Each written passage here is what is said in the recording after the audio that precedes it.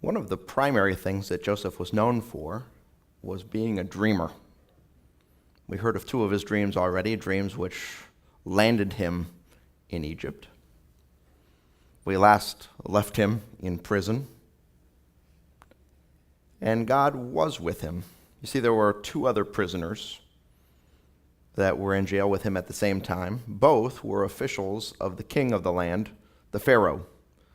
The first was a cupbearer, the second was his baker, and both of them had dreams which Joseph interpreted correctly. First, the cupbearer's dream. He had a dream that he was holding in his hand a cup, and he was squeezing grapes so that the juice of those grapes was running down into the cup. And he awoke, and he was disturbed about his dream. He spoke about it with Joseph, and Joseph said, I know the interpretation of the dream. God's given me the insight into it.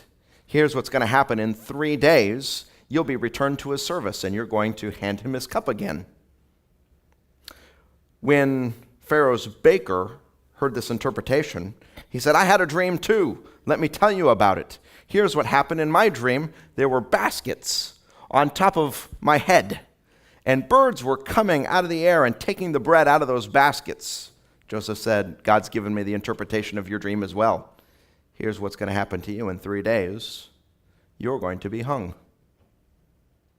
And in both cases, his interpretation was correct. He had said to the cupbearer, now, when you return to Pharaoh's service, remember me. But you know something? It was 2 years that passed before that cupbearer had any opportunity, because Pharaoh had some dreams. Here's how Pharaoh's dreams went. He had a dream, and this is the dream. Out of the Nile, there were 7 fat cows that came out that were plump and good. As soon as those 7 fat cows came out of the Nile, they were followed by 7 skinny, thin, gaunt-looking cows. And as it turned out, as Pharaoh watched his dream unfold, here's what happened. Those 7 skinny cows actually ate the 7 fat cows. Pharaoh was disturbed by this dream, and when he woke up, he wondered, what could this be all about? He had a second dream after he fell back asleep. This is how the second dream went. In his dream, there were 7 fat heads of grain. Following these 7 fat heads of grain were 7 thin, scorched by the wind heads of grain. And as he watched his dream unfold, those 7 thin heads of grain swallowed up the 7 fat heads of grain. When Pharaoh woke again, he was very disturbed. He asked everyone, what could this mean? And no one knew. That's when the cupbearer finally spoke out. He said, when I was in prison, there was a man there. His name was Joseph, and God was with him, and he can interpret your dream. Pharaoh said, bring him to me. Pharaoh told Joseph the dream. And after he did, Joseph said, God's given me the interpretation. Here's what he's revealed to you in your sleep, Pharaoh. The next 7 years are going to be good years where there's plenty. In fact, way too much. But after those 7 years, it's going to become 7 years of famine, where there'll be nothing. People will starve. They'll come to the point of death. So here's what you should do.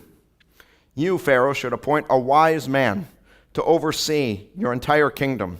And during those 7 good years, you should collect grain and everything and store it away in barns so that when the 7 bad years come, there'll be plenty of food. Pharaoh said, I don't know anyone wise except for you. God is with you. I'm going to make you that man. And Joseph, from that day forward, came out of prison, and he rose to be the number 2 man in all of Egypt. He oversaw this entire project, and it went just as he had predicted. There were 7 good years where the harvest was plentiful, and Joseph stored it away in barns, so much so the Bible says you couldn't even begin to count how much grain there was. Those 7 good years were followed by 7 years of famine, and only 2 years into it, people began dying in other places. Now, you remember Joseph's family, right? His brothers who sold him into slavery. Well, it turns out they were suffering a lot under the weight of that famine. And finally, their father, Jacob said to them, "Why don't you go down to Egypt? I've heard there's plenty of food there. Perhaps we can get something for ourselves there." So these 11 brothers made their way down to Egypt. And lo and behold, when they arrived, who should they find? The man in charge is their brother, Joseph. And you know something? There's a second line, if you were to read the story in the Bible, that just stands out as so important, a turning point in this story. It comes right at the end. His brothers are worried. Oh no, this man's now in charge. Will he retaliate? What will he do? How will he think of what we've done to him? This is what Joseph says. He says to his brothers, "You intended to harm me. But now I see God intended it for good to accomplish what is now being done, the saving of many lives." He says, "Then don't be afraid. I'll provide for you and your children." You see, Joseph now, having seen all of this unfold, has insight into what God was up to.